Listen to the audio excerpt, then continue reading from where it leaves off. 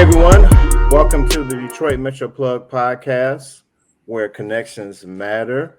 I am Charles, your host of the Detroit Metro Plug podcast, here to bring you podcast interviews of difference makers in the area of entrepreneurship and community involvement. So I'm excited today. We have a very special guest.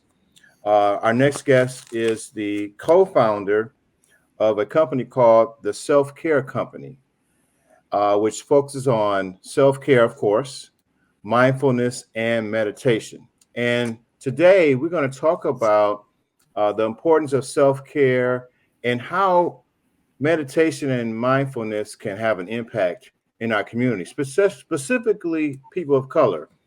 This is something that I think should be explored, the benefits of meditation and mindfulness. So, welcome to the podcast, Shonda Jack. Hello, everyone. Thank you so much, Charles. I appreciate this opportunity. I'm just so excited to talk about mindfulness and meditation, and as well as self-care and how it does help people of color. Really, I'm focusing on women of color. We are definitely in need of self-care and mindfulness, as well as a mindfulness practice. Okay, great. Now, before going into your business, tell us a little bit about yourself, your background. Okay, well, I am a true California, born and raised there. I migrated to Detroit, Michigan back in 2001, and Michigan pretty much has become my home. And my background is I am a mother of three. I have a set of twins, and I also received my Bachelor's of Arts degree in African American Studies from the University of Michigan. And so I'm also a entrepreneur, self-starter, if you will. I am a adventurist. I love nature, cycling. I'm just an all-around person.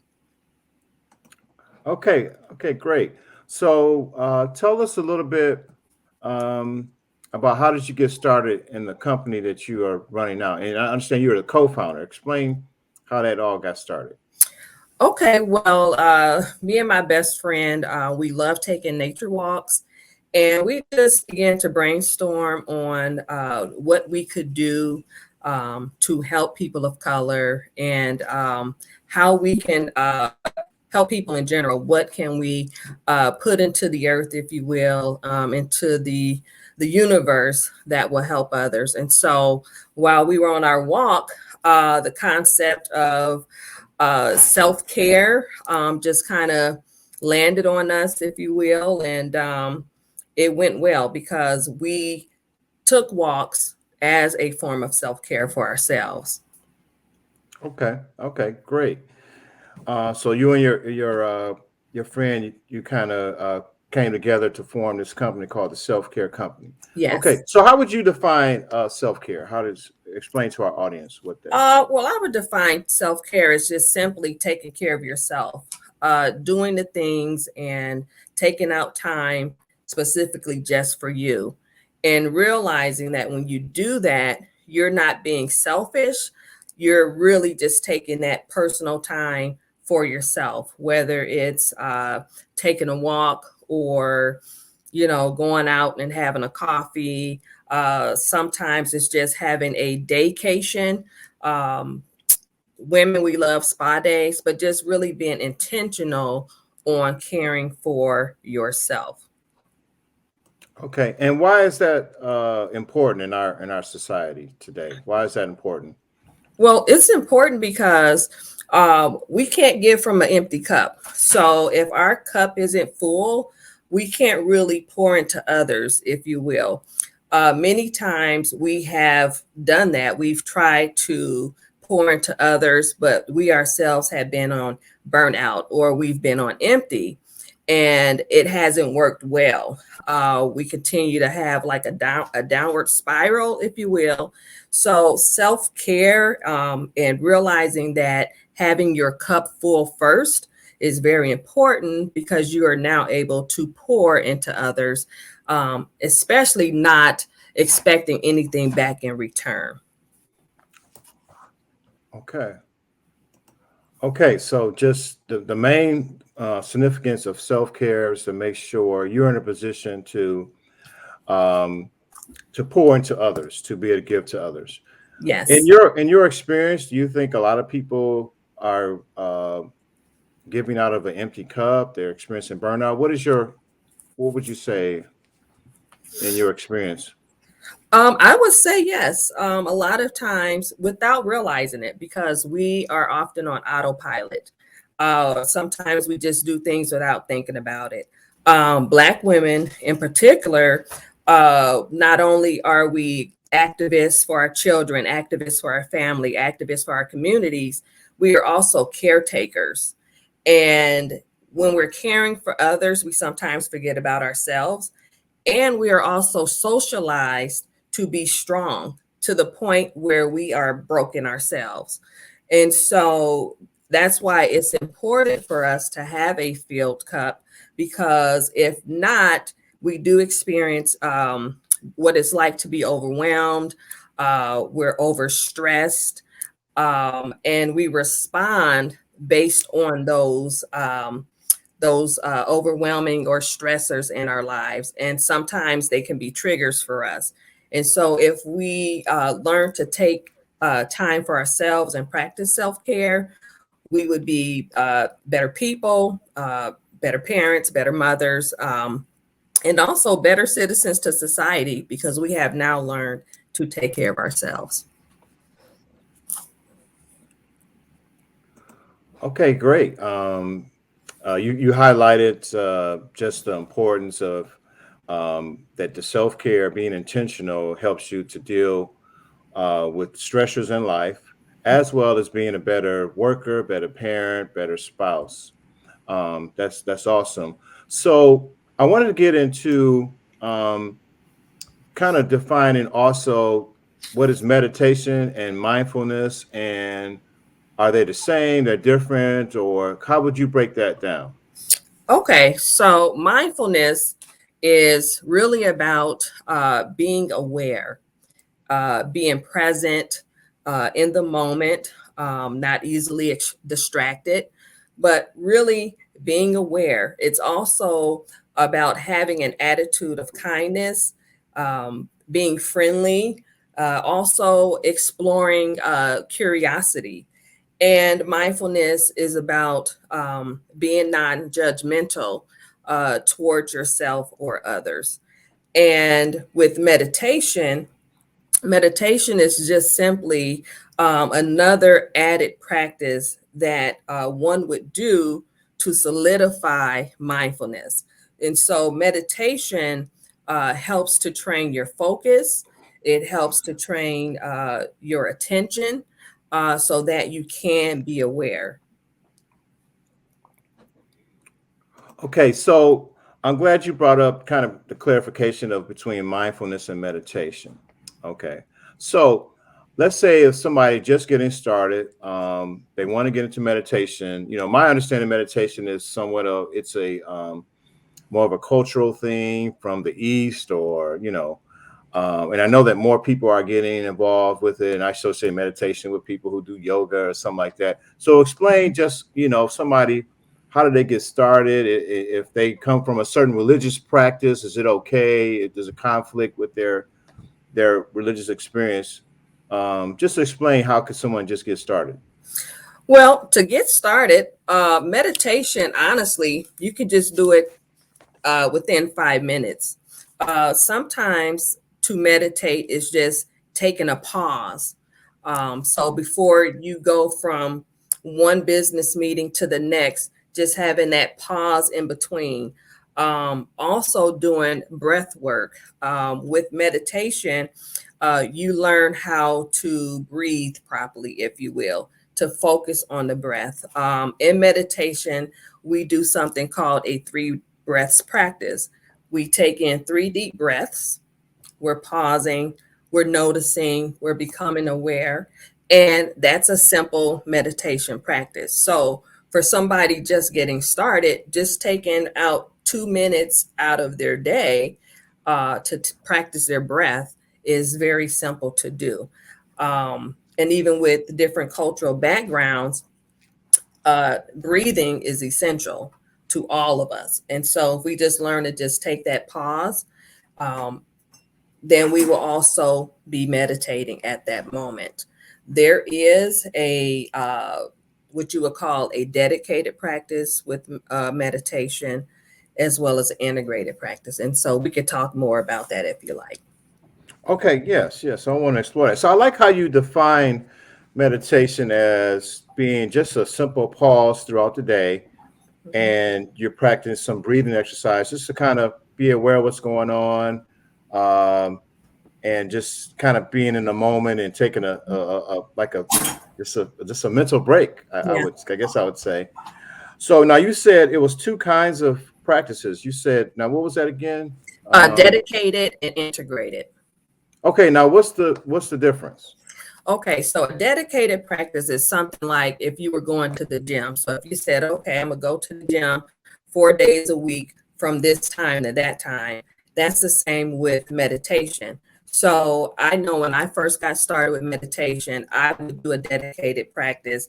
I would go on Mondays and Wednesdays, and I would go for 2 hours a day. We would do a guided meditation. We would also do a silent version of the meditation.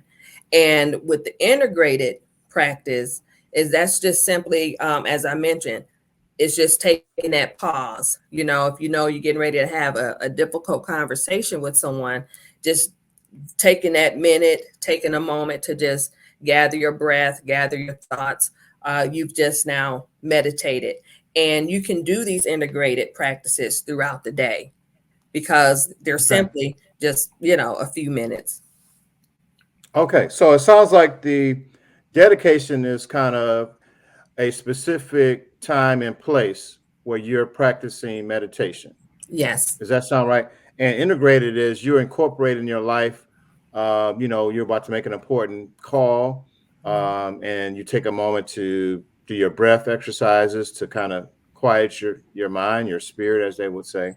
Yes. And so that's more of an integrated approach. Okay, so um, what for someone to get started, should they get started with integrated first and then move up to dedication because of the benefits, or how would you guide someone? Well, I would just say for them to do what's comfortable for them, because like right now with during the pandemic, you know, things are still kind of shut down. But there are like spaces available online. If someone want to learn how to do meditation, they can just either go on YouTube or download an app, you know, such as Calm or Headspace, to practice integration, just to, you know, see if that's something that they would uh, like to do or continue. For me, I found that dedication practice was more essential for my well-being as opposed to just, you know, doing it as an integration. But I believe once a person gets started, if they do the integration, they're going to desire more, and they will, you know, then go further into a more dedicated practice. Now explain your journey with meditation. How did you get started? Well, I got started. I was going through a divorce, 2011. That was a very stressful time. I was now becoming a single parent, and I learned of this place. It was called the Boston Tea Room. It was in Ferndale, and they were offering dedicated meditation practice. So I walked in there out of curiosity just to check it out to see what it was about. And I went one time and I was hooked. So as I began to go every Monday and Wednesday, things started happening. My thoughts started changing. I became more aware of, you know, myself, others, and it just made me want to be a much kinder person. And as well with my parenting, it gave me a desire to want to be a more mindful parent, to be more present with my children. And so through my divorce, that's what led me to this practice. So you go into it was called the Boston Tea Room Yes, in Ferndale. When you yes. step in, like, so what were they all sitting down on the floor? Like, describe what took place when you went to. Yes, it was wonderful. So, um, yeah, you would go into this room. There was pillows on the ground. There was blankets. There were candles burning. There was this interesting music, this Zen music playing, and just the whole atmosphere felt like calm. I felt like I was sitting by this peaceful river, if you will, and there were other people wanting to experience the same thing. So it just wasn't, this was more of a collective space. And so we were all there for the same reason. And the incense were burning. So it just represented a place of peace and calm and quietness, if you will. And I just wanted more of it. My life, the outside was loud and noisy and just chaotic at times. I was an assistant manager and I just had a lot on my plate. And so being at a mindfulness or meditation session just really helped me to calm and let go some of my stressors. Okay, so when you went into that, I like this imagery you're painting for at the Boston Tea Room. Mhm. Did it go from like 30 minutes, 40 minutes, an hour, or your session? So the session, it was from 6 to 6:30. So it was a 30-minute session 30 minutes. Okay. of guided meditation. The meditation instructor would speak very softly and calmly and lead you in this experience. And we would have a break. And then from there, we would drink tea and just, people, everybody in that atmosphere was just quiet. It was like they were Yeah. tiptoeing around and they would talk like, they would say, "Oh, hi, how are you?" Like you just felt this wonderful presence. And then at 7 o'clock, we would go into a silent meditation. And there was no music, there was no talking. You just sat there with your thoughts. Okay, okay. And Hmm. from that first time, you experienced some immediate benefits from that Yes. 30-minute session. Okay. Hmm. Wow. Okay. Wow. I All sure right. did. Now, uh, I'm just trying to help our audience because we have people from various backgrounds who may view this podcast, and this may be kind of a silly question, but so what would be the difference from prayer and meditation in your experience? Well, that's the thing. I attribute it to be the same prayer and meditation, because there are many expressions out there, and like you said, many different religious backgrounds and beliefs. Uh, I come from a faith background, so meditation wasn't really hard for me to do because I practiced praying. The difference was that while I was in there, there wasn't so much praying taking place. It was more of the silence that I gained uh, most of my strength or my awareness. So, if you will, I would call it a silent prayer. The thoughts were speaking for me. Okay, I like how you described it, and oftentimes, and prayers usually people think about their asking God or a higher power for things, and it seems like meditation is you're just sitting still and being silent and going through your thoughts and allowing God or your higher being to speak to you. Yes, Is that fair to say the difference? yes. Okay, okay, Mhm. that's great. That's great. Now, you highlighted how it benefited you as going through a divorce, single parent, stressors at the job. How do you think it would specifically deal with people of color? We know that based upon health research, uh, people of color experience high cases of high blood pressure, diabetes, issues with cancer, heart disease. Do you think meditation could help out with those health challenges, or even people dealing with stresses in their family? Absolutely. There's so much research out there now that shows that mindfulness and meditation, having a practice, does reduce the stressors, the stress level. We also know that stress is a silent killer. And amongst the African American community, we do have a higher case of hypertension. And so we know that high blood pressure, a lot of that is stress induced, whether it's from the job or these microaggressions that we're facing in society, just, taking care of our families, the racial tension in society. And so that all attributes to the stresses that we face, even the traumas that we are facing. So it has been scientifically and medically proven that having a mindfulness meditation practice will reduce the stress levels. Okay. And in doing so, it takes the stresses off of our internal organs. Stress itself it goes within our bodies and it just wreaks havoc on our internal organs.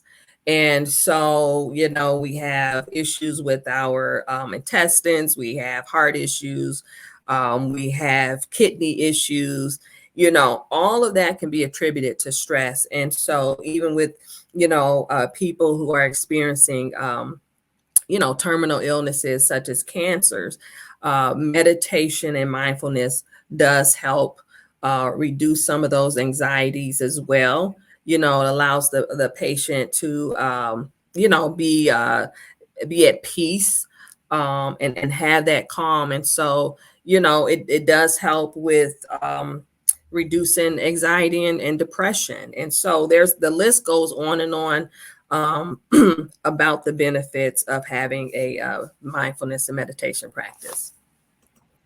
Now, what services you and your co-owner provide to help people in this area of meditation and mindfulness? What specific services do you offer?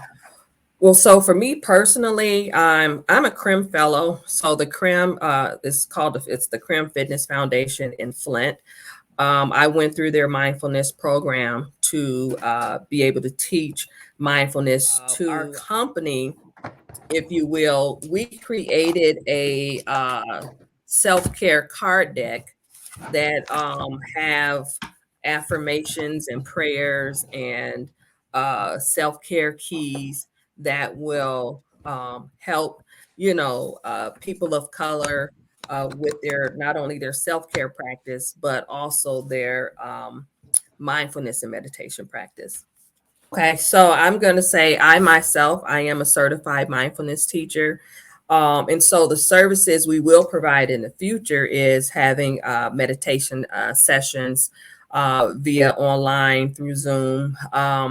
And right now, what we've done, we created this self-care card deck, if you will, and I'll show you it.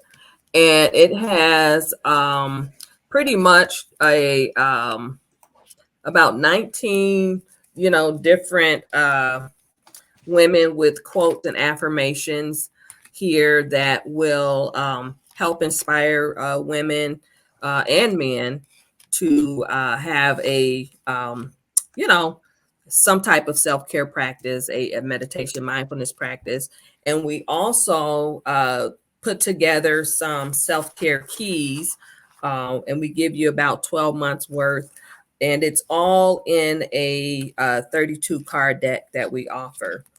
We also offer self-care boxes, water fountains, things of that nature, product that will help someone get started in their self-care journey.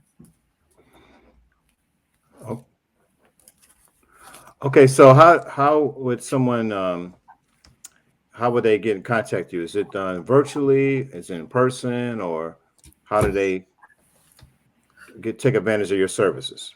Well, they can reach out to us at the SelfCare Company. We're on Facebook right now. We're getting ready to launch on Instagram soon. We will have a website up very soon as well. So we are a very, very new company. But we have so many great offerings that we would provide and different services for the community. You mind sharing again you have a Facebook page or a website? Yes, we have a Facebook page. It's called the SelfCare Company. And we're still working on building our presence on Instagram, as well Okay. as having a website made. Okay, great. Yeah. So, what can they access on your Facebook page? They can access our product. They can also reach out to us if they want to have, a more in-depth conversation about mindfulness and self-care. We are taking bookings as well. So if they want us to come and speak at an event about self-care, mindfulness, or meditation, we're available to do that as well. Okay. All right. So, you guys can be booked for events. You have the Yes. Facebook page. Now, what Yes. if someone wants a dedicated session with you or your co-business owner? How would that work? Well, we also will do private sessions with them. Hmm. And I'm vaccinated, so I'm okay with going into a person's home, if you will. Mainly if the person's homebound. A lot of people Right. want these services and they can't get to where we are. And also a lot of people don't know how to access Zoom. So, we don't mind coming to them, but we will offer have a Zoom offering as well. Okay. Now, Hmm. how does the virtual meditation experience? How does that work? Well, that works. I would do a guided meditation and play sounds, and it's more of an intake. So I would ask the person what it is they're wanting to accomplish, during our session. With meditation and mindfulness, you don't just go in thinking you know what the person need. Right. It's you ask them, what it is they're wanting to accomplish during our session, and then you go from there. You tailor the practice or the session based on their needs. Okay. That's great. Hmm. So it looks like people have access to you guys virtually. You guys can be booked for group sessions. You have resources for integrated as well as dedicated meditating. Is that Yes. correct? Okay. Yes. And the best way right now for people to get in touch with you is your Facebook page, which is the Self Care Company. Yes. Yeah, and website and Instagram presence is coming soon. Yes. Okay, great. Before we wrap up, just want to go to a few other questions. So, what do you enjoy most about what you do with this company?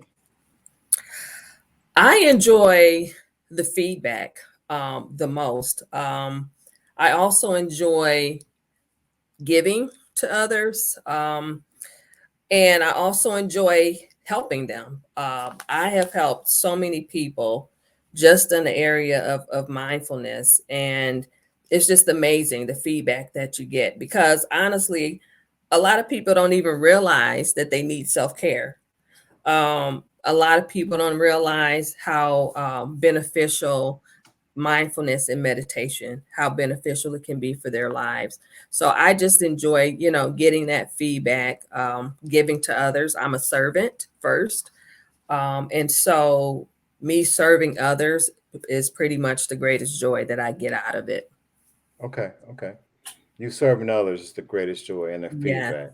That is Yeah. awesome. What would Mhm. you say separates you and your business from other uh, businesses that offer the same services? I would say what separates us pretty much the obvious is we're Black owned. Okay. And we're a female Black-owned mindfulness self-care company, and we're also best friends, and so we work well together. And outside of that, what separates us is we're very personable. Every person on this card deck, I refer back to the card deck, the self-care woman. These are people we know personally, And so we take personal experiences into this body of work, if you will, real life. And so this is not something, that we're getting from, off Pinterest. This is our personal work, and we're dealing with real people. Okay. Okay. All right. That's awesome.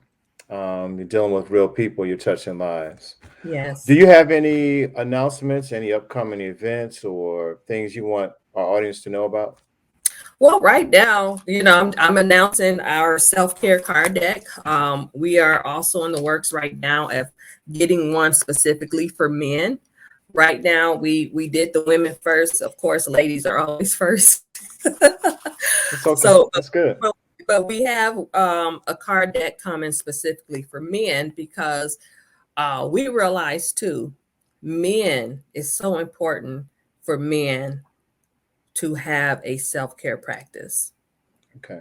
It's if you have a healthy woman and an unhealthy man, the two don't mix. So Okay. we both have to be healthy, you know, uh, emotionally healthy. We both have to have a wellness practice in order for us to work cohesively together. And so that's what I want to say, that we have a self-care offering coming for men. So stay tuned. All right. All right. So, for those who will be watching this podcast, there's a self care offering for men as well. Yes. That is awesome. That's awesome. Yes. Any call to action you want to say regarding the importance of mindfulness meditation and how it benefits people of color? Any closing thoughts? Well, I would like to say for people of color, mindfulness and meditation is for you. It's not just for white people. Self care is for you, it is for us. Mindfulness and meditation will help us in many, many ways if we just first get over the fear, just always stay open to curiosity, and if you don't know what it's about, don't be afraid to ask questions because it is for us. We don't have to sit or stand on the sideline. We can have seats at the table in this mindfulness and meditation space. And I'm a witness of that. Many times I was the only Black person in the room, but let me tell you, there are others like myself. There, as the representation is very important. So I would just encourage you all to know that meditation and mindfulness is for Black people. Well, I wanted to thank you for just sharing that and sharing about your business. Anything that helps people, specifically in our community, with dealing with stressors, dealing with health, is a great benefit. So I want to thank you for your time and Mhm. thank you for you and your partner doing this business and helping people to just get to a peaceful space to become better parents, better spouses if they're married, better workers, and just dealing with overall stress. So Yes. I want to thank you again for being on the podcast. Thank you, Charles. All right, so that does it for this episode. We will have in our show notes in the description below how you can get in contact with our guest, Miss Shonda Jack. We'll provide their email and their Facebook information. And if you enjoyed this episode, I encourage you to like and subscribe to our channel. We try to bring podcast interviews of difference makers in the area of entrepreneurship and community involvement. And basically, this is a service to empower others to share their story and hope you get some benefit. So I encourage you to like and subscribe to our channel and look forward to other podcasts. Thanks.